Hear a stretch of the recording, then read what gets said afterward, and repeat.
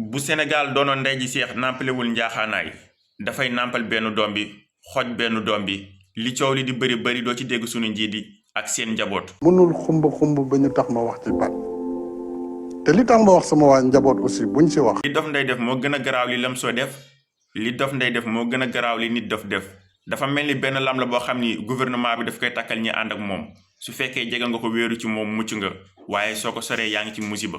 bi lay dox nii te ne nday sama bopp ci mbedd bi nii ku ma si wax Dof Ndeye nii ma tëkk wàcc taxi bi tëkk sanday ay semin ba nga dee Macky moo fi katta ndey ma nekk seen. alors Dof léegi da nga yor ay nervi wala da nga yor ay jaam yoo xam ne loo leen dugal ñu def bëgg naa mu leer. suma booy yi fi nekk seen kiwis yi comme kiwisu Balla Gaye ak Modou Lo te dama leen di takk comme saret di leen yónni ñuy dama ko ñëw. mais gisoo ni booy def nii di nga taal réew mi parce que bu fekkee yow booyu Macky Sall nga Ousmane Sonko tamit am na ay booy. sama numéro soo ko ñemee jël ko jox ko Sonko ak waa këram 78 320 15 16 ku ma si songu dee.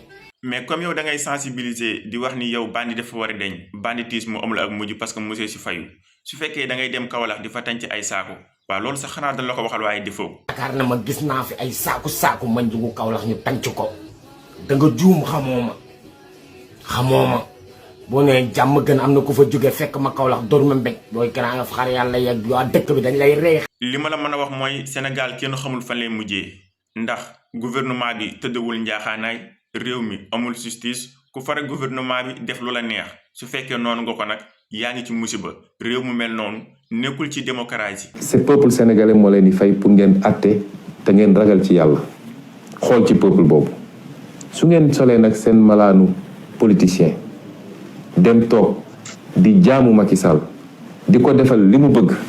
justice bi dégg nga maam dugal fii génnal fële justice bi moo fi mos a nekk depuis l'indépendance. bul fàtte abonné wu te nga partagé wu lii mooy sunu chaîne YouTube Moustahine 46.